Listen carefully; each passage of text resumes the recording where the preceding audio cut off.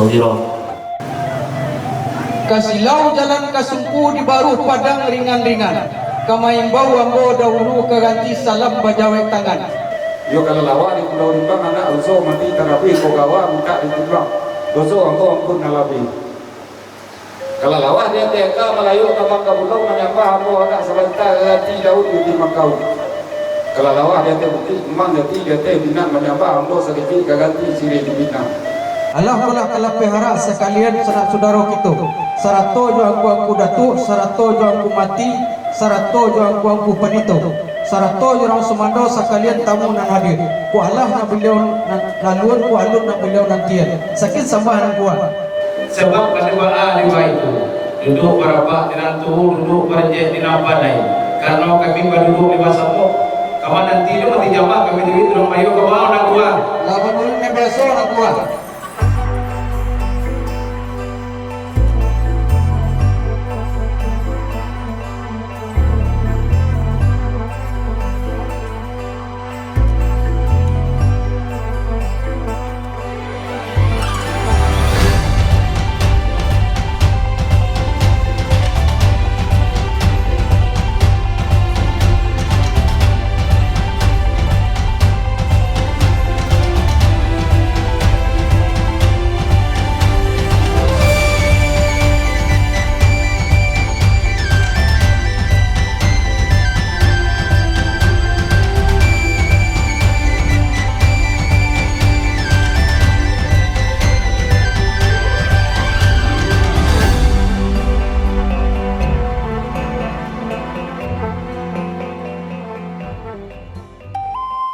Tertanggal 19 November 2024 telah pulih sagiliang pipi salayang barek samo dipiku ringan samo dijinjiang untuk mengangkat saudara Yuhendrio menggantikan mamanya Hermansa yang membawakan gala pusakonyo Datuk Pandokosati yang meninggal dunia tanggal 26 Januari tahun 2022 yang lalu.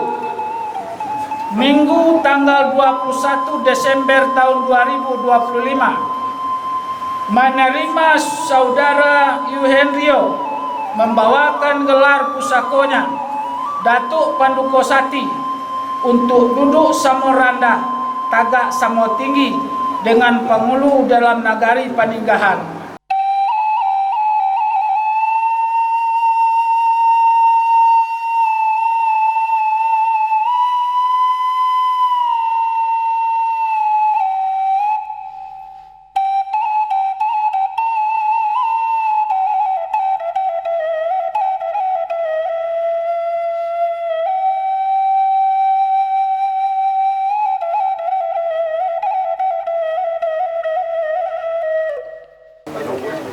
Allahi Wallahi Tallahi dengan nama Allah ambo bersumpah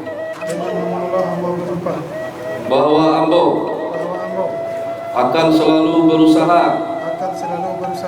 berlaku adil dan jujur dalam membawakan gala kaum ambo Datuk Pandokosati suku Koto Nagari Paninggahan terhadap kaum ambo Jorong dan Nagari dengan kata-kata lain tibo diparui indak bakampihan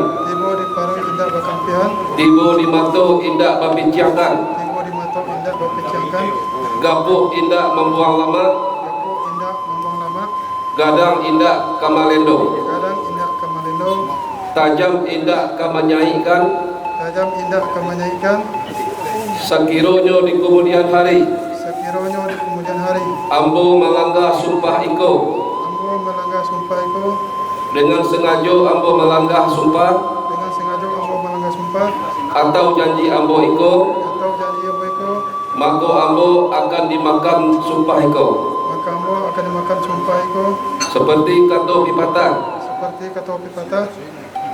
kateh indak bapucuk ke bawah indak baure di tengah-tengah Negeri Kumbang. di tengah-tengah negeri Kumbang.